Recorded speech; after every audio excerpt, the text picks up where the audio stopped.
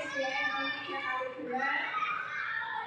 Alhamdulillah, segala puji bagi Allah yang telah memberikan kenikmatannya kepada kita, terutama kenikmatan sehat, sehingga kita dapat melaksanakan segala aktivitas hari ini dalam keadaan sehat walafiat, tak kurang satu apapun.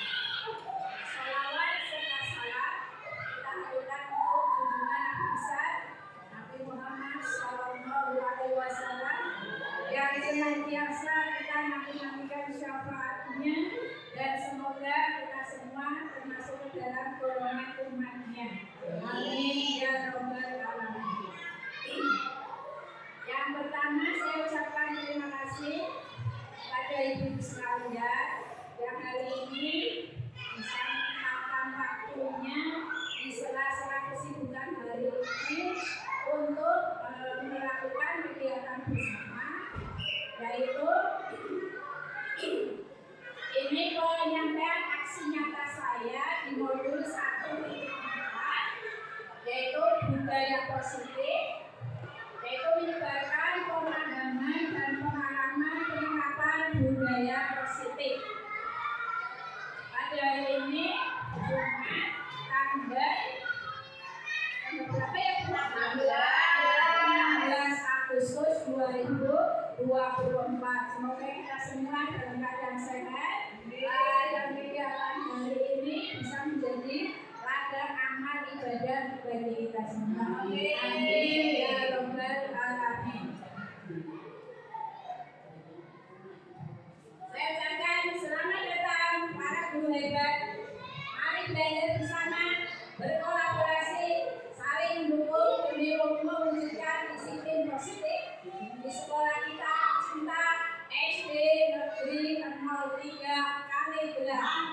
Mantap.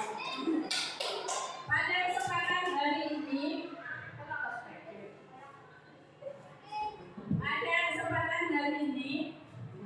tujuan aksi nyata saya yaitu menumbuhkan budaya positif di sekolah dengan meyakini nilai-nilai kebajikan universal.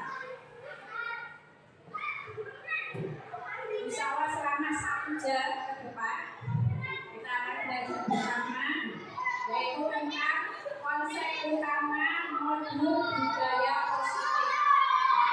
Yang pertama, ada perubahan paradigma belajar. Kemudian yang kedua, disiplin positif. Materi yang ketiga, kebutuhan dasar manusia. Yang keempat, motivasi perilaku manusia. Kemudian yang kelima, posisi kontrol restitusi. Dan yang terakhir, segitiga restitusi. Kira-kira dari ke-7 materi ini kayaknya yang termasuk materi baru apa Bu? Yang kayaknya baru benar. Apa ya Bu? Apa ya? Yang kayaknya apa ya itu yang baru kita tahu? Nah, ya restitusi. Kita belajar materi baru, nanti di sini ada segitiga restitusi. Kita mulai dari materi pertama. Perubahan pembelajaran dengan paradigma baru. Maksudnya apa sih? Selama ini pembelajaran yang terjadi di kelas kita seringkali lebih pada berpusat pada guru, ya, masih berpusat pada kita. Kita lebih banyak menggunakan metode ceramah, ya kali Bu. Nah, saya sendiri mengakui lebih banyak menerapkan pembelajaran yang berpusat pada guru atau istilahnya center teacher.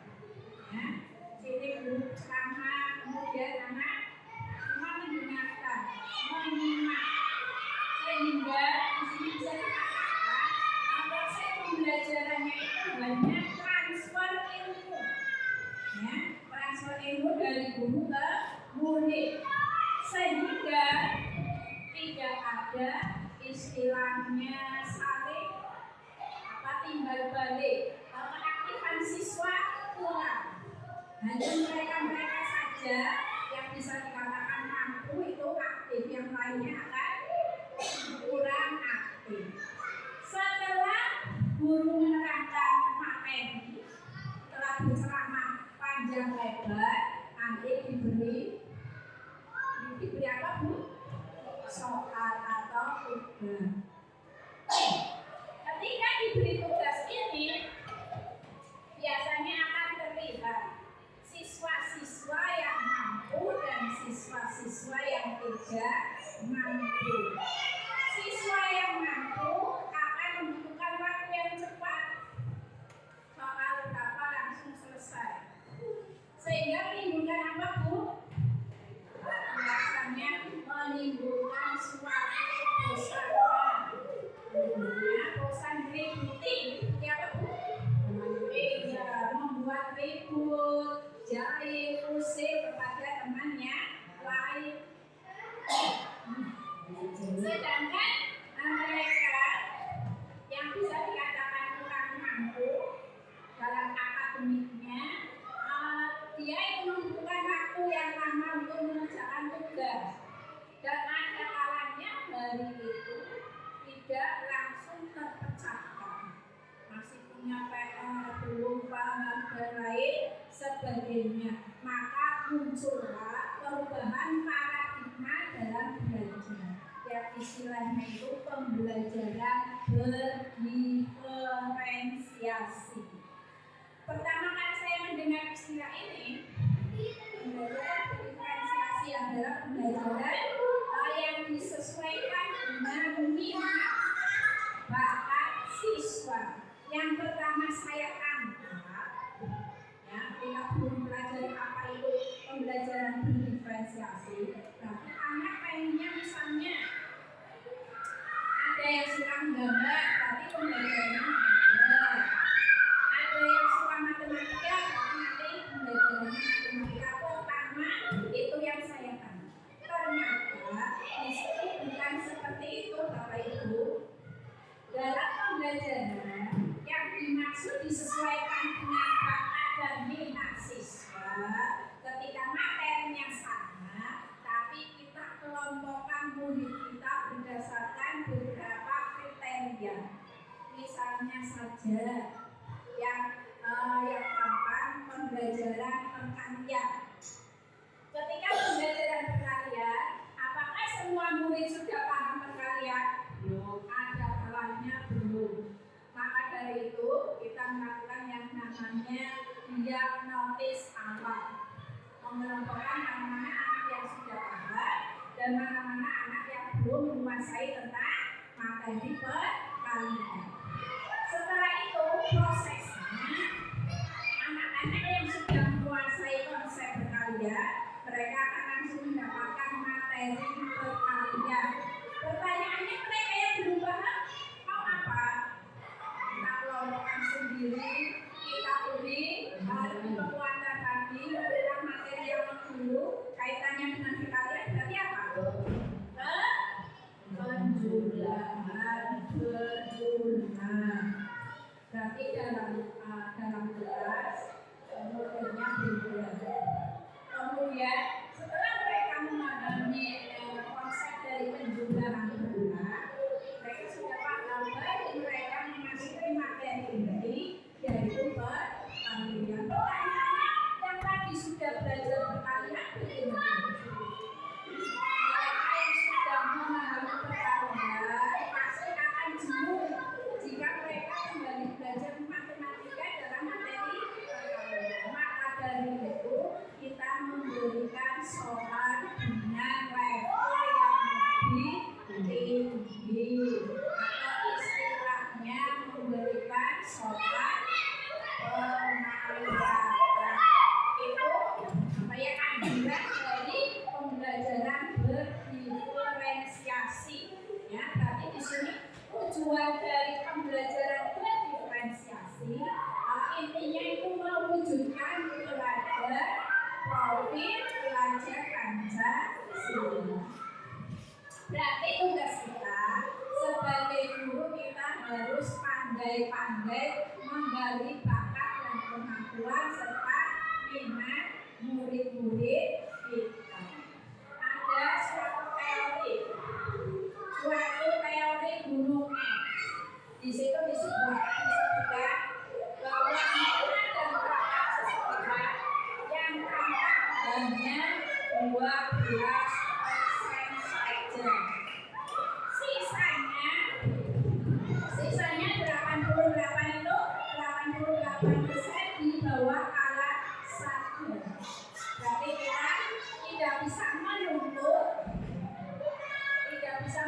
murid kita untuk bisa pelajaran apa yang kita sampaikan, karena mereka ada kalanya belum mampu dalam pelajaran matematika, tetapi mereka emosionalnya, sosialnya lebih matang.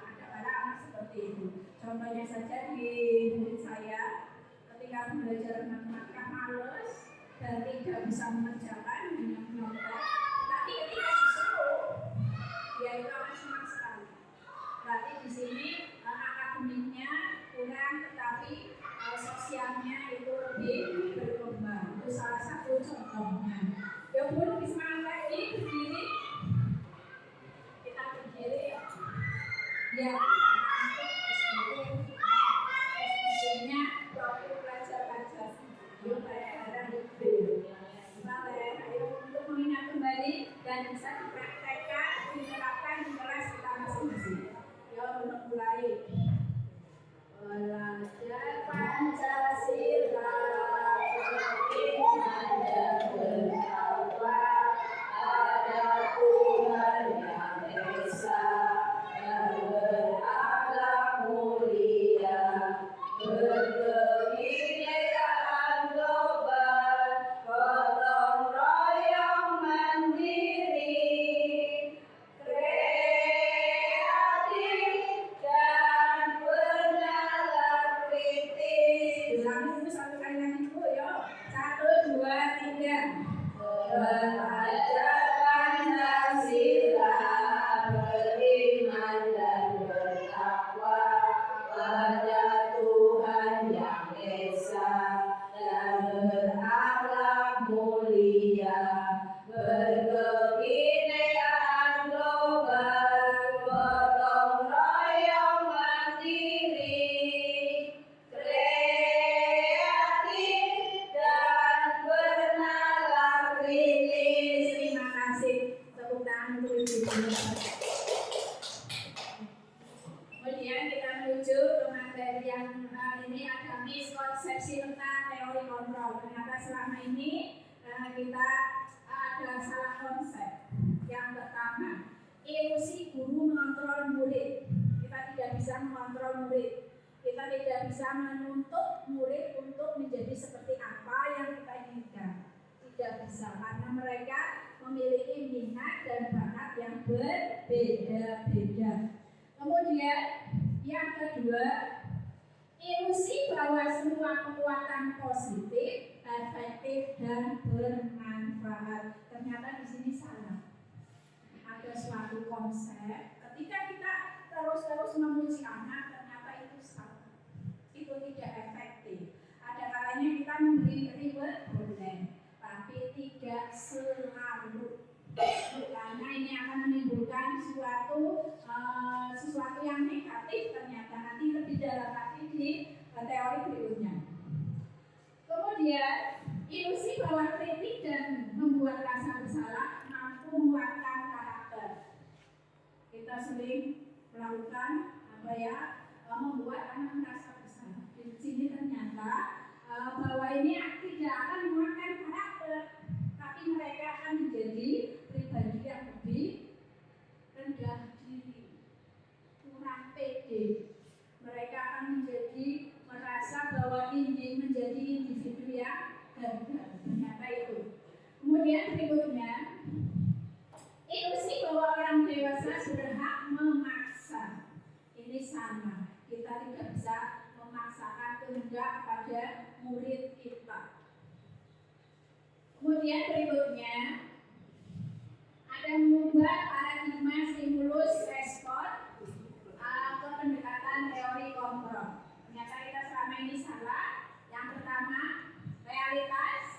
kebutuhan kita sama, tidak ada kebutuhan yang sama. Kita lihat saja ada dua individu yang kembar. Di sini kembar identik. Walaupun kembar identik, mereka tidak mungkin memiliki kebutuhan yang sama. Pasti ada perbedaannya. Kemudian semua orang melihat hal yang sama. Yang ini teori kontrolnya, setiap orang memiliki gambaran berbeda. Misalnya, Bu Nur melihat bintang warna kuning. Bu Ulfa juga sama melihat bintang warna kuning. Tetapi Bu Ulfa dan Bu Nur ini pasti memiliki gambaran yang berbeda. Mungkin Bu Nur menggambarkan itu mungkin bintang laut. Bisa saja Bu Ulfa menggambarkan itu mungkin bintang yang ada di atas langit. Berarti memiliki seseorang pasti memiliki gambaran yang berbeda tentang sesuatu. Kemudian kita mencoba mengubah orang agar berpandangan sama dengan kita. Tidak bisa, ya. Kita berusaha memahami pandangan orang lain tentang dunia. Kemudian perilaku buruk dilihat sebagai suatu kesalahan.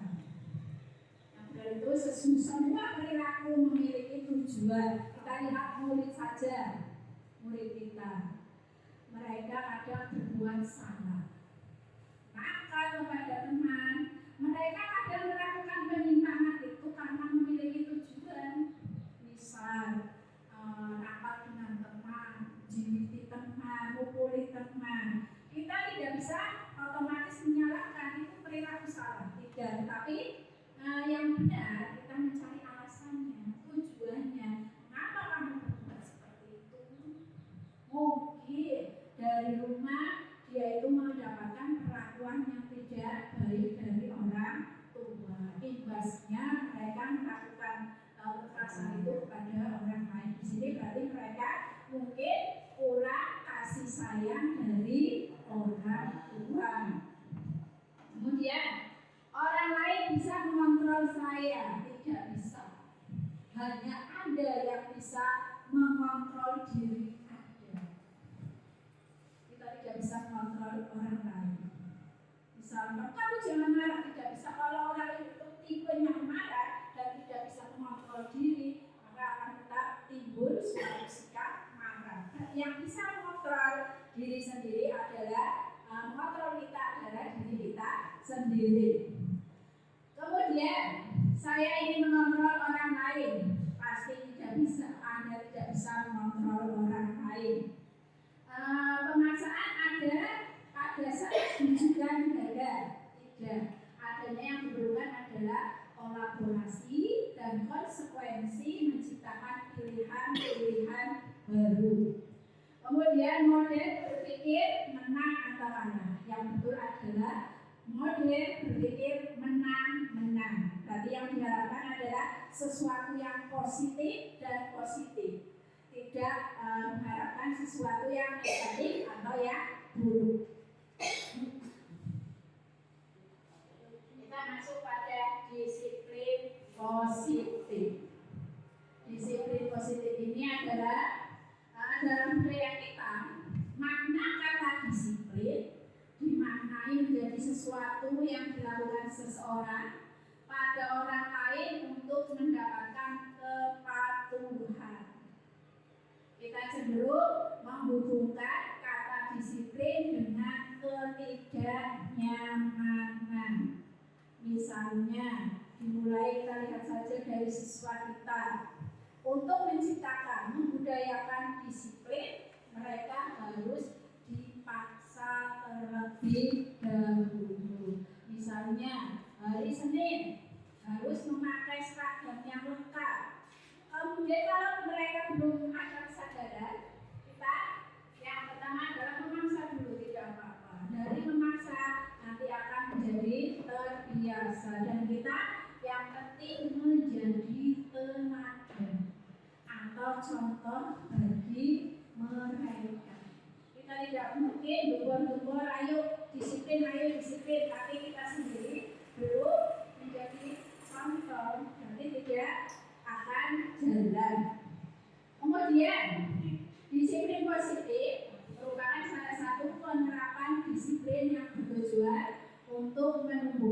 kesadaran serta membudidayakan anak untuk melakukan sesuatu tanpa sombongan, ancaman, atau hukuman.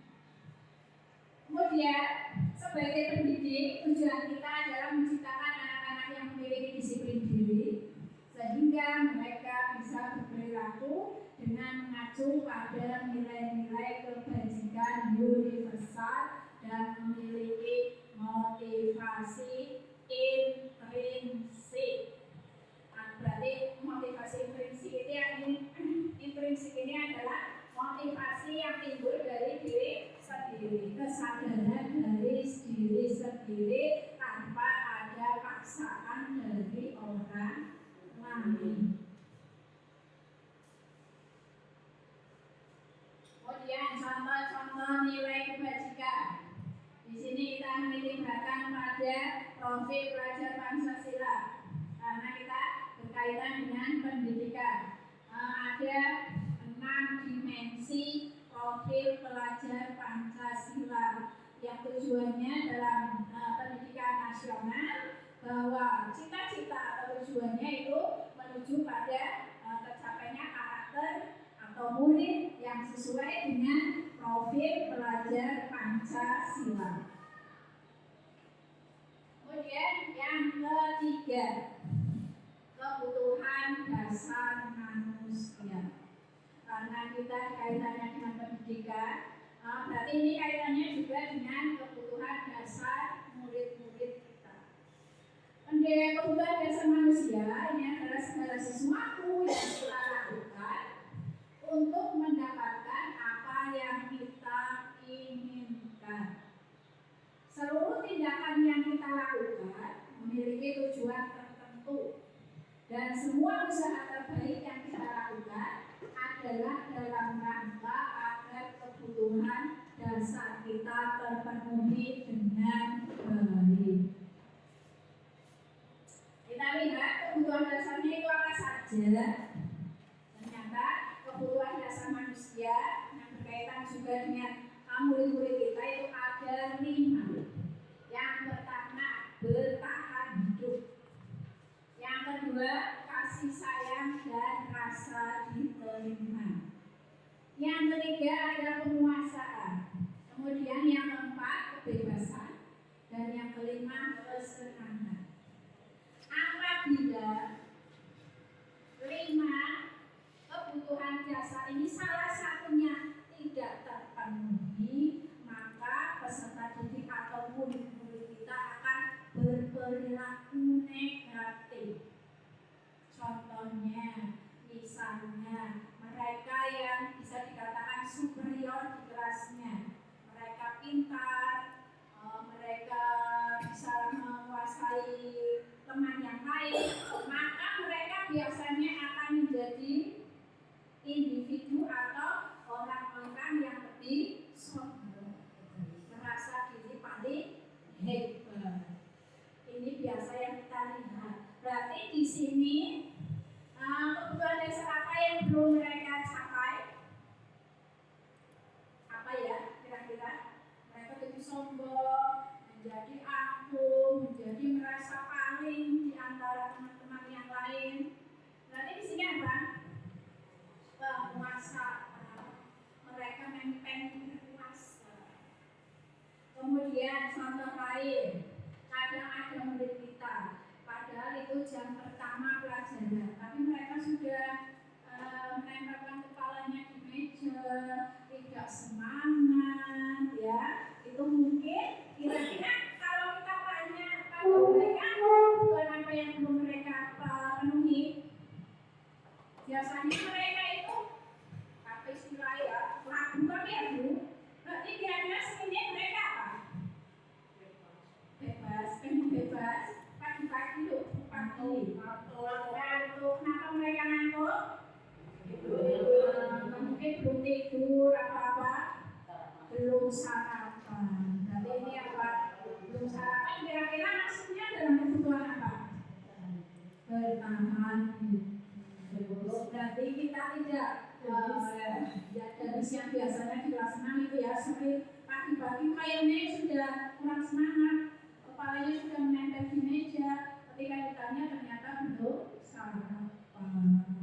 Nah, kemudian contoh yang lain tadi yang saya sebutkan ada dulu di kelas 6, yaitu seringnya berbohong, kemudian dia minderan. Kalau ditanya tidak berangkat kenapa, itu alasannya bisa beda, alasannya dia dan alasannya ibunya beda. Ternyata ketika ditanya, ternyata dia itu sering mendapat kekerasan dari orang tua. Berarti di sini kebutuhan dasar apa yang belum kita penuhi? Kebutuhan dasar akan kasih sayang dan rasa diterima. Tapi kita kadang-kala menyalahkan anak secara sepihak tanpa mencari alasan dan sebabnya mengapa mereka seperti itu. Jadi mulai sekarang kita belajar bersama, kita memantau, kita memperhatikan murid-murid kita, apakah mereka bermasalah dalam perilakunya, kemudian kita gali, kita cari alasan-alasan mereka berperilaku seperti itu. Kita belajar bersama ya Bu. Ya, saya juga masih dalam tahap belajar dan masih sangat jauh dari sempurna. Selanjutnya, motivasi perilaku manusia. Manusia melakukan sebuah perilaku, pasti itu ada motivasinya. Motivasi yang pertama, menghindari ketidaknyamanan dan hukuman. Di sini murid melakukan disiplin diri karena ia takut dihukum. Ini merupakan motivasi ekstrinsik. Nanti orang sadar, bukan kesadaran diri, tapi mereka berdisiplin karena takut. Takut ada ancaman, ketidaknyamanan dan hukuman. Saya hari ini harus berpakaian rapi karena upacara. Nanti kalau tidak upacara, nanti saya dimarahi guru. Nanti kalau saya tidak berpakaian lengkap, nanti saya mendapat hukuman. Berarti ini bukan kesadaran dari diri sendiri, tapi karena ada motivasi ekstrinsik dari luar, menghindari ketidaknyamanan dan menghindari hukuman. Yang kedua, mendapatkan imbalan atau penghargaan dari orang lain. Boleh melakukan disiplin diri karena ia ingin mendapat imbalan. Ini merupakan motivasi ekstrinsik. Saya hari ini akan berpakaian yang rapi biar nanti diuji guru. Ya. Ini berarti bukan sadar dari dalam diri, tetapi ada motivasi ekstrinsik, pengen mendapat imbalan, pengen mendapat penghargaan. Kemudian yang terakhir, menghargai nilai-nilai kebajikan diri sendiri. Murid melakukan disiplin diri karena sadar akan nilai kebajikan dirinya. Ini merupakan motivasi intrinsik. Kalau kita lihat murid-murid kita, kayaknya lebih motivasi intrinsik apa ekstrinsik? Yang lebih banyak ekstrinsik. Mereka kesadarannya masih kurang. Mereka karena ada motivasi ekstrinsik yang lebih banyak dan yang saya pantau, saya lihat. Kemudian berikutnya, konsep disiplin dengan identitas harga. Caranya kita memberikan hukuman pada anak. Ini sebenarnya adalah menyakitkan. Kemudian tidak nyaman. Mereka akan merasa tidak nyaman. Murid takut. Kemudian memaksa. Murid menyembunyikan kesalahan. Kemudian murid menjadi rendah diri. Ketika sering laki-laki dihukum, maka ini akan menciptakan suatu individu yang berbeda. Mereka menjadi tidak percaya diri, menjadi individu yang rendah diri juga, kurang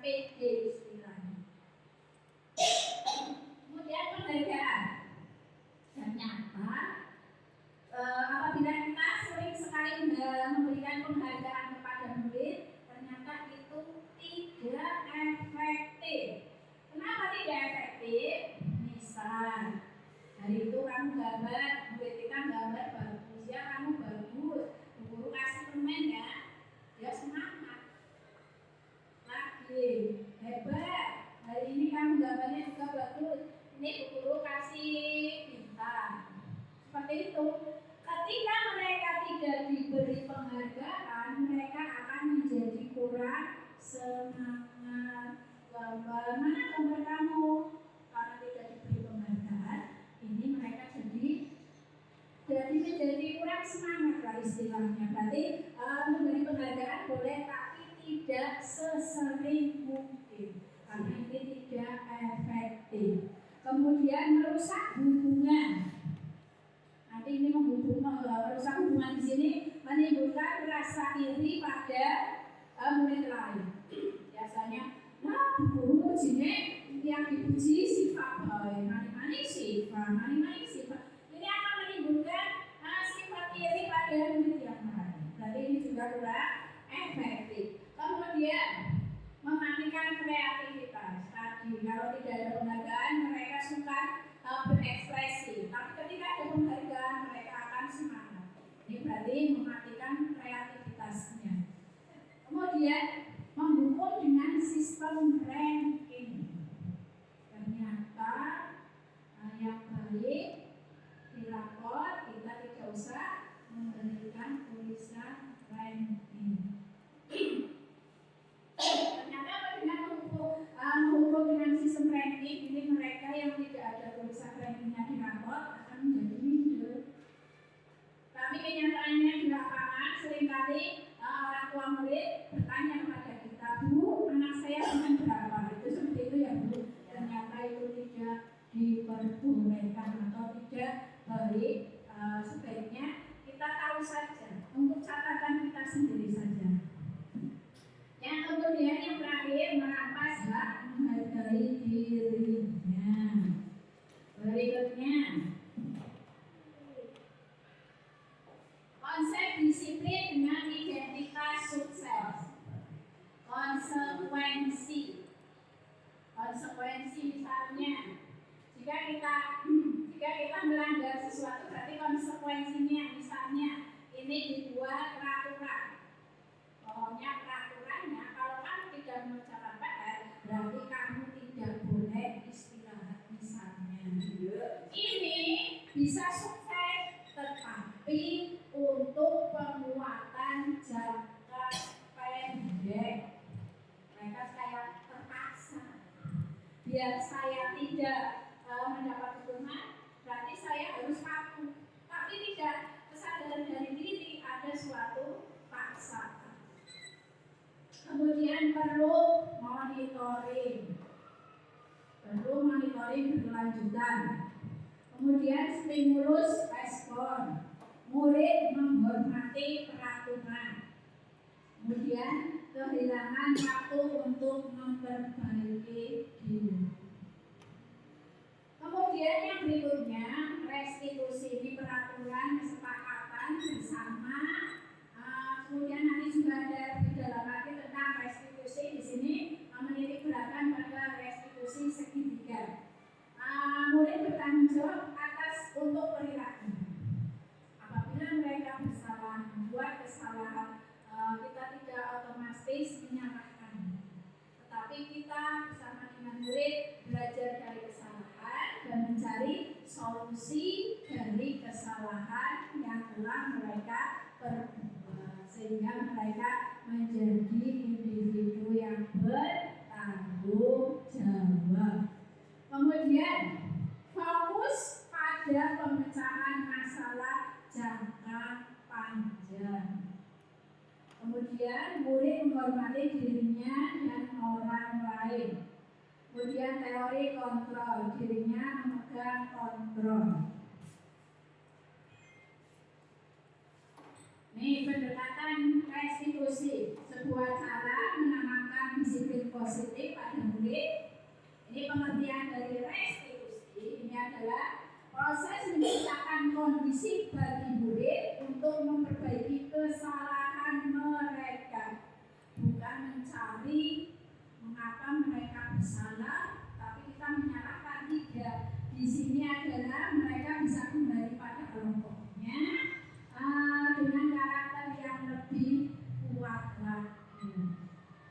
Kemudian ciri-cirinya yang pertama bukan menebus kesalahan, namun belajar dari kesalahan. Kemudian memperbaiki hubungan, tawaran bukan paksaan. Kemudian menuntut murid untuk melihat ke dalam diri, mencari kebutuhan dasar yang mendasari tindakan tersebut.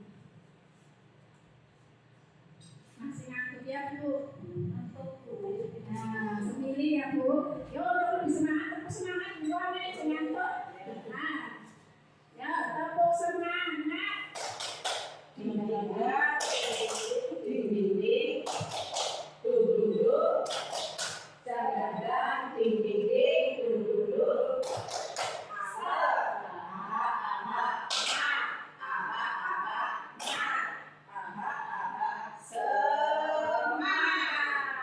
Bismillahirrahmanirrahim. Jangan ngantuk. Kita lanjut ya Bu. Ambil nafas apa Bu? Kita olahraga cuma tarik nafas dulu Bu.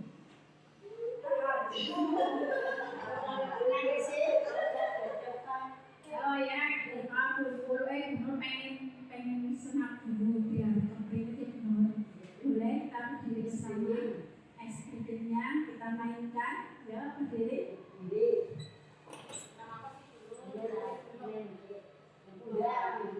Sini saja. Tengok ke kiri, tengok ke kanan, lompat ke lompat ke belakang,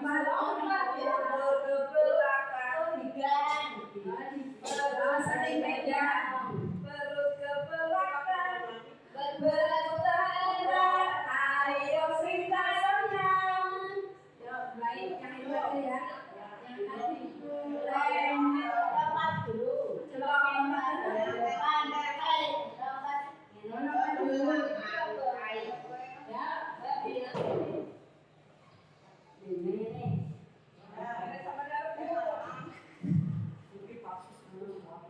Ya, dimulai lompat ke depan, lompat ke belakang, tengok ke kiri, tengok ke kanan, baru ke depan, baru ke belakang, berputar-putar, ayo kita senang. Terima kasih. Jadi kalau ngantuknya hilang. Kita lanjut ya. Nah, dilanjutkan ini ada perbedaan kasus ketika siswa sering tidak mengerjakan PR. Kira-kira kita seringnya menggunakan mana? Yang pertama, hukuman. Guru mengurung siswa, misalnya di sini contohnya hormat bendera selama 10 menit. Kira-kira kita sudah masih melakukan itu tidak? Ini sudah jarang deh hukuman. Misalnya kita mengerjakan PR, karena mengulangi ke lapangan 3 kali. Kayaknya sudah tidak ada ya. Alhamdulillah ini hukuman di sekolah kita sudah tidak ada. Kemudian dalam hukuman ini biasanya guru marah menggunakan kata-kata yang keras, suara yang keras, menghardik ya. Kemudian ini menimbulkan murid menjadi taklim.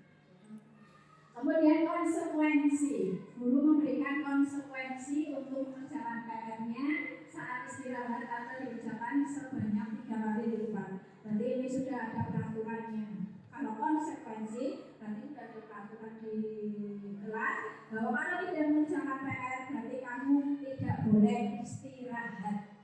Masihkah seperti itu? Masih ada yang masih ya? Kamu keluar sebentar karena kayaknya dikerjakan jam 12. Berarti ini konsekuensi.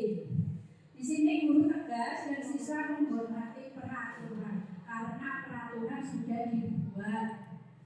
Kemudian kalau restitusi, guru menanyakan keyakinan kelas. Tapi di sini kita sudah membuat keyakinan kelas. Sudahkah Bapak Ibu membuat keyakinan kelas? Ada yang belum, ada yang sudah deh. Nanti kita belajar bersama membuat keyakinan disebut kesepakatan kelas. Sudah ya Bu, sudah dibuat ya? Sudah. Kemudian dalam institusi ini guru terbuka dan siswa menghormati dirinya dan orang lain.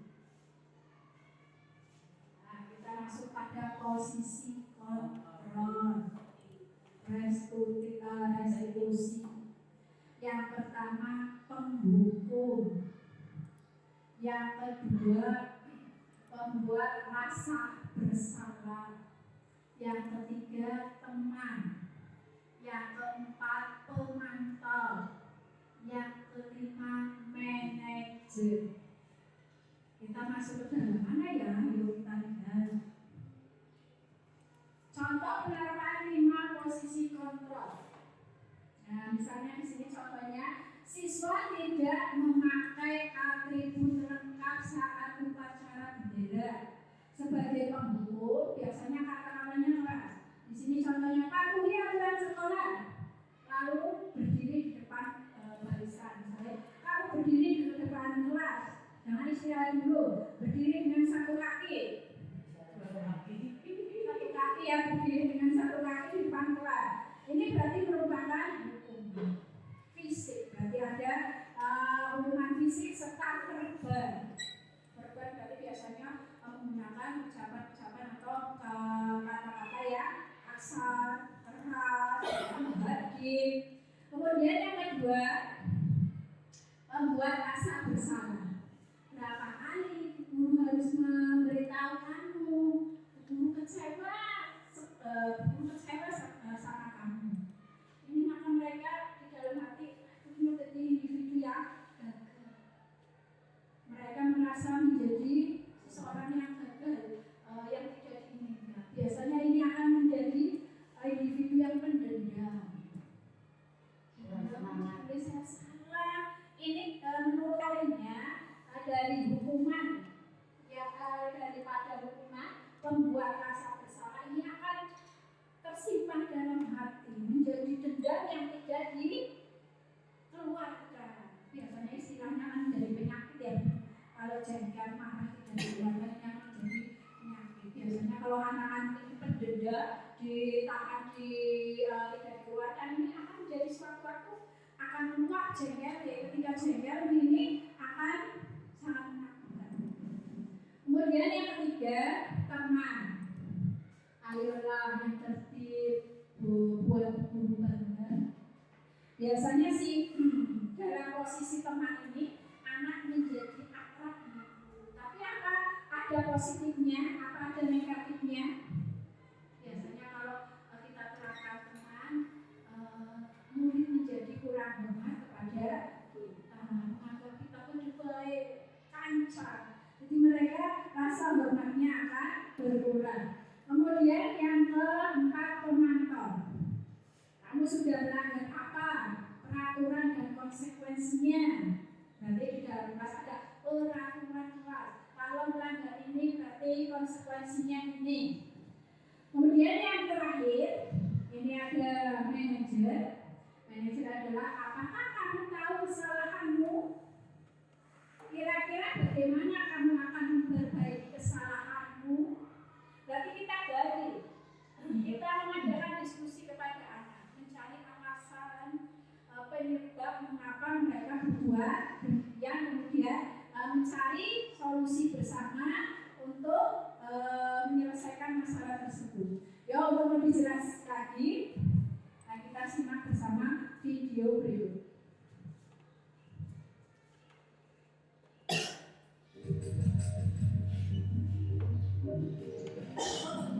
Pertama, pendukung sebagai pendukung. Nan, sini kamu. Selalu terlambat. Kamu deh pasti terlambat. Aku, saya. Apa coba? Alasan kamu apa lagi? Kapan sih kamu tidak terlambat? Malas sekalian kamu jadi anak. Saya. Dasar pemalas. Gak kapok-kapok sih kamu. Sudah berapa kali terlambat?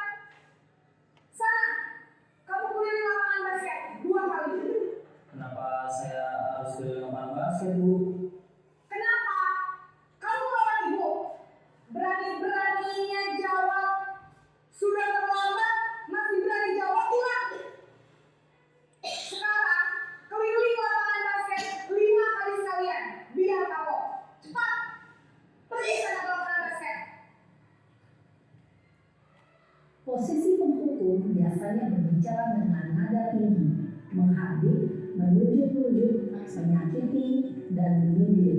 Hukuman bisa berupa fisik maupun psikis. Ibu dan bapak guru hebat. Dampak yang terjadi pada murid ketika guru berada pada posisi penghukum adalah murid cenderung akan memberontak, bahkan menyimpan dendam.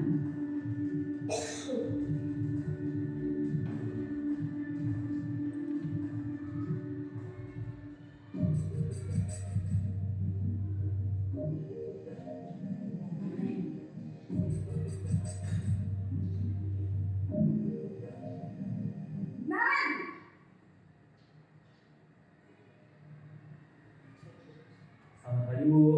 Naren, kamu kenapa terlambat lagi, nak? Ya Tuhan, Naren, kamu senang ya bikin ibu susah ya?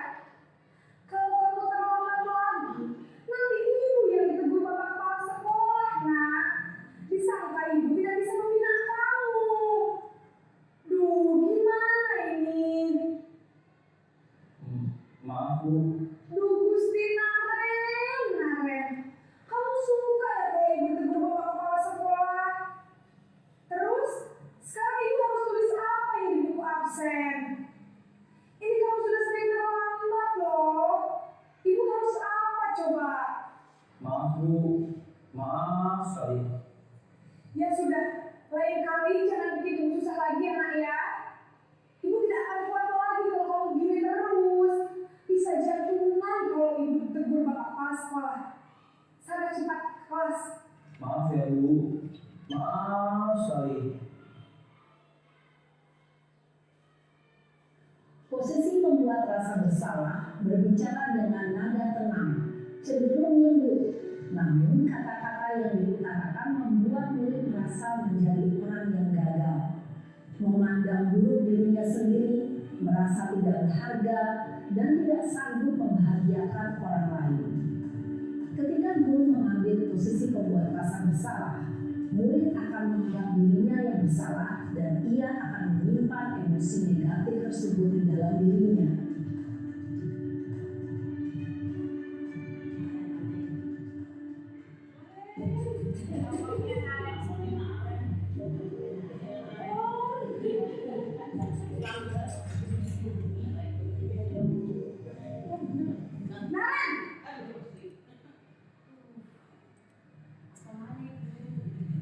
Selamat pagi, Bu. Wah, sudah jam berapa ini nak? Terlambat lagi ya sayang. Iya, Bu. Habis ibu saya membangunkan saya, Bu. Kamu malah menyalahkan ibu kamu. Kamu bukannya anak yang larinya paling kencang. Kok terlambat sih? Iya, Bu. Saya memang terlambat bangun tadi. Jadi biarpun saya lari kencang, tetap nggak kekejar, Bu. Ya sudah sana. Nanti lain kali larinya lebih kencang lagi ya. Biar gak terlambat lagi. Bikin seneng ibu. Demi ibu. Bisa kan? Bisa lah, Bu. Ya sudah sana masuk kelas. Ibu beresin urusan absen kamu. Kamu ini ada-ada saja. Dalam posisi teman, guru berbicara dengan nada suara ramah, akrab, cenderung bersenda gurau untuk menjaga suasana tetap santai. Murid akan merasa senang, aman, dan akrab dengan guru. Identitas yang tercipta adalah identitas sukses atau berhasil. Namun, perlu diingat, karena ini masih dorongan eksternal, maka ada faktor ketergantungan dari murid kepada orang tertentu. Di sini guru absennya, sehingga di lain waktu murid bisa berperilaku baik, namun hanya kepada orang-orang tertentu saja.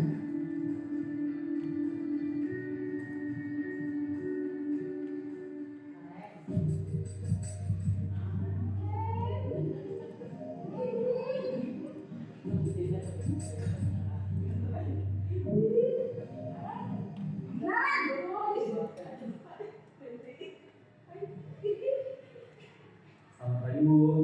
Naren, apa peraturan sekolah kita tentang jam berapa kita harus masuk sekolah, nak? Kita harus di sekolah jam 7 Bu. Iya betul, sekarang sudah jam 7.20. Kemarin sudah tahu konsekuensinya jika terlambat hadir. Paham Bu, saya harus tinggal kelas pas jam istirahat selama 20 menit. Iya benar, konsekuensinya demikian.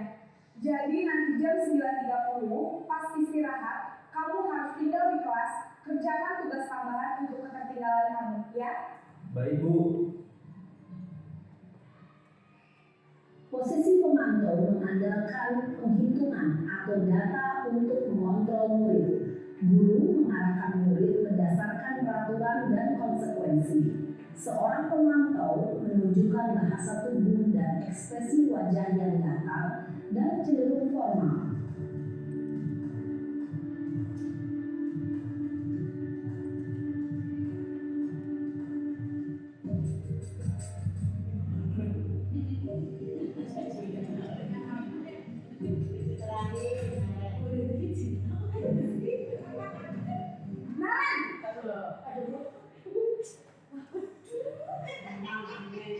Selamat pagi Bu. Selamat pagi Naren. Maaf Bu, saya terlambat. Iya, sekolah masuknya jam 7, sekarang sudah jam 7.20. Jadi sekarang bagaimana nih Naren? Maaf Bu, saya lupa setel alarm saya semalam. Baiklah, menurut kamu, keyakinan sekolah yang mana yang perlu kamu tingkatkan? Menghargai diri sendiri dan orang lain mungkin ya Bu. Setuju. Jadi, apakah Naren meyakini prinsip saling menghormati tersebut? Iya Bu, saya meyakininya. Apakah Naren bersedia memperbaiki masalah keterlambatan ini? Bersedia Bu. Bagaimana kamu akan memperbaiki masalah keterlambatan ini? Saya akan coba untuk tidak lupa menyetel alarm saya Bu. Baik, kalau Naren lupa menyetel alarm di rumah, ada orang yang kira-kira bisa bantu mengingatkan tidak? Ada Bu, kata saya, Kak Emma. Ada lagi selain Kak Emma? Selain Kak Emma, ada ibu saya. Baik, jadi yang mengingatkan Naren adalah Kak Emma dan ibu kamu ya? Kira-kira akan mulai set alarm kapan nih Naren? Setelah pulang sekolah, akan segera saya lakukan. Baik, jadi Naren akan setel alarm untuk bangun besok pagi dan akan diingatkan oleh kakak dan ibunda Naren ya. Ada lagi yang mungkin perlu dilakukan Naren agar tidak terlambat bangun lagi. Tidak ada Bu. Baik Naren, terima kasih untuk kerjasama kamu. Sekarang kamu perlu kembali ke kelas untuk belajar. Baik Bu, terima kasih. Posisi manajer adalah posisi kontrol yang disarankan untuk membimbing murid memiliki sikap disiplin yang positif, yaitu murid yang mandiri, bertanggung jawab, dan dapat memecahkan masalah. Tujuan dari posisi ini adalah agar murid dapat berefleksi atas tindakannya. Guru akan dengan tulus memberikan pertanyaan-pertanyaan bermakna, sehingga membuat murid dapat belajar dari kesalahannya dan mencari sebuah solusi untuk menyelesaikannya. Ibu dan bapak guru hebat, setelah mengamati adegan kelima posisi kontrol tadi, kira-kira posisi mana yang paling ideal? Posisi mana yang dapat menunjang motivasi intrinsik murid? Ya, tentu posisi manajer. Posisi ini memang posisi ideal yang ingin dituju setiap pendidik. Pada posisi inilah, guru dapat menerapkan disiplin positif yang berpihak pada murid, yang memerdekakan murid. Perjalanan seorang pendidik tentunya tidak mudah untuk sampai pada posisi seorang manajer. Namun, tujuan kita pasti, yaitu menciptakan murid-murid yang mandiri, merdeka, dan bertanggung jawab. Semoga penggambaran 5 posisi kontrol yang telah diperlihatkan ini dapat menjadi ajang refleksi bagi kita semua, agar dapat terus mengasah dan menerapkan disiplin positif yang memerdekakan murid. Mari terus berlatih dan bersemangat. Selamat menerapkan. Salam dan bahagia, Ibu dan Bapak Guru hebat.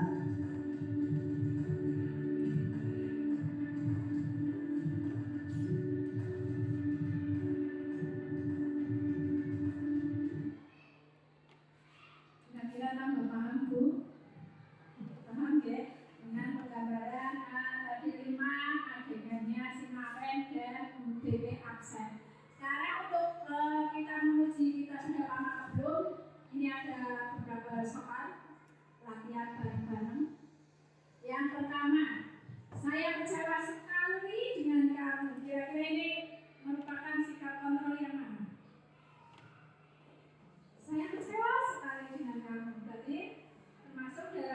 kontrol. Mau apa ya? Apa ya? Saya kecewa sekali dengan yang kedua. Nah, yang pertama apa, Bu? Hukuman atau penghukum. Dua, merasa bersalah. Yang ketiga apa? Teman.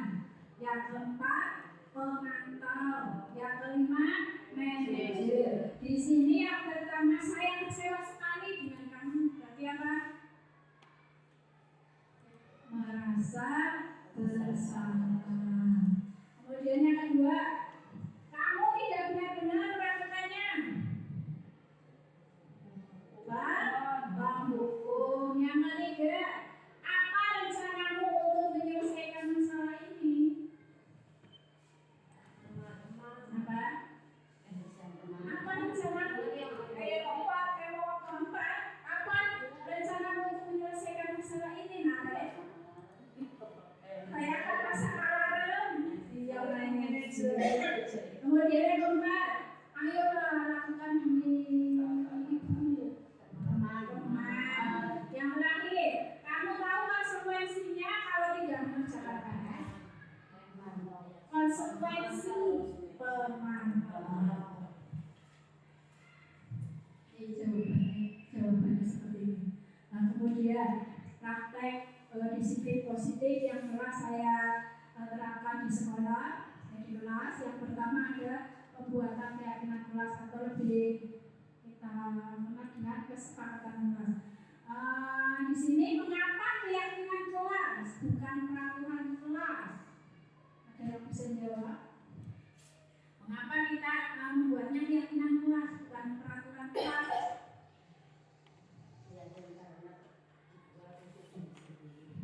Kalau itu yang baik di sini. Nah, ternyata kalau peraturan berarti yang membuat guru tanpa melibatkan siswa. Membuat peraturan berarti siswa harus mematuhi, berarti sifatnya kayak memaksa.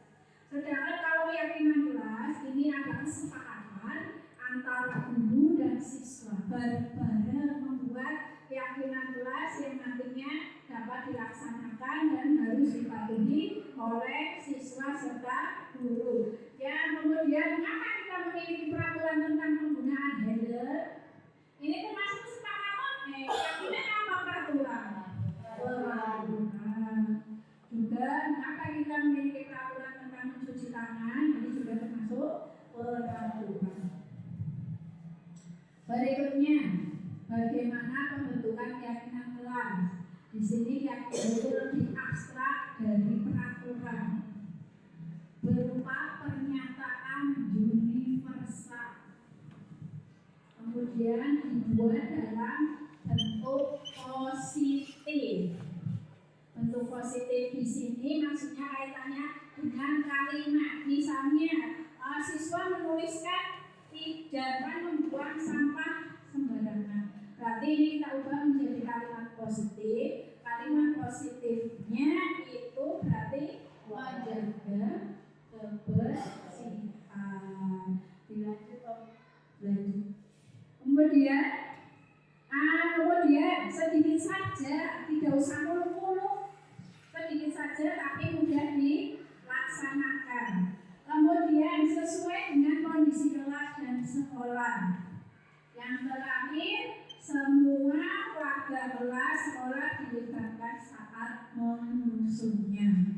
Kemudian ini kegiatan yang pernah saya lakukan di kelas bersama-sama dengan murid. Pertama kita yang bisa menyediakan yang pertama bisa kertas mantra atau asturo atau juga kertas plano yang kita tempel di papan tulis. Kemudian kita juga bisa menyediakan kertas lipat atau sticky note. Sticky note itu untuk menulis pendapat siswa tentang keyakinan kelas apa yang ingin diterapkan. Kemudian kita bagikan, kemudian anak menuliskan kesepakatannya apa. Setelah itu kita tempel di papan tulis. Kemudian secara bersama-sama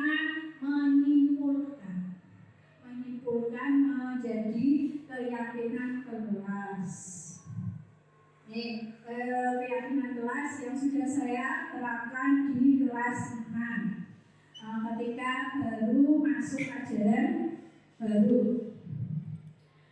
Kemudian yang terakhir, segitiga restitusi ini lebih mirip pada posisi manajer, mencari solusi dari permasalahan melalui diskusi bersama murid. Ini langkah-langkahnya. Yang pertama, menstabilkan identitas. Kemudian yang kedua, validasi tindakan yang salah. Kemudian menanyakan keyakinan. Yang tadi kita tonton bersama, itu kasusnya Darren pada posisi manajer. Kemudian berikutnya, saya juga sudah menerapkan segitiga restitusi. Ini kaitannya yang pertama kasusnya si Ake. Ini saya sudah mendapat masukan juga dari guru kelas 5 bahwa Ake ini sering terlambat. Kemudian di awal-awal pembelajaran tahun baru kemarin 2024-2025 ternyata saya perhatikan masih tetap sering terlambat. Akhirnya saya berusaha menyelesaikan bersama si Akil, ini menggunakan segitiga restitusi. Saya memanggil Akil, kemudian bersama-sama mencari solusi apa yang tepat yang bisa dilakukan Akil agar bisa tidak terlambat lagi di sekolah. Kemudian kasus yang kedua ini si W bisa dikatakan sebagai murid superior, bisa dikatakan murid yang mampu, sehingga dia kadang meremehkan teman yang lain, menganggap dirinya paling. Suatu ketika dia itu sering mengejek temannya. Ini sudah biasa mengejek teman. Ketika itu si Fitri ini yang menjadi korbannya menangis. Kemudian saya panggil si W, kita tanya bareng-bareng, kenapa kau melakukan ini? Ternyata karena usir, cuma usir. Kenapa malah bertindak seperti itu? Itu karena dia merasa paling, dia mampu, sehingga timbul masalah tersebut. Akhirnya kita berdiskusi dan solusinya si Queen berjanji akan menghormati teman lain dan akan bermain bersama si Fitri tanpa membeda-bedakan, tanpa memilih teman yang lain. Penutupnya, dalam penerapan program disiplin positif, hendaknya guru memiliki standar kepribadian profesional dan sosial yang baik, di mana guru mampu merefleksi dirinya dalam posisi kontrol saat ini. Bagaimana perjalanan dirinya sebagai amok atau manajer yang menuntun murid-muridnya menjadi insan yang mandiri, merdeka, dan bertanggung jawab. Itu adalah standar nasional pendidikan kita. Kiranya dari saya sekian. Apabila ada kata-kata yang kurang berkenan, saya mohon maaf seikhlas-ikhlasnya. Saya akhiri untuk kegiatan hari ini. Wabillahi taufiq wal hidayah. Wassalamualaikum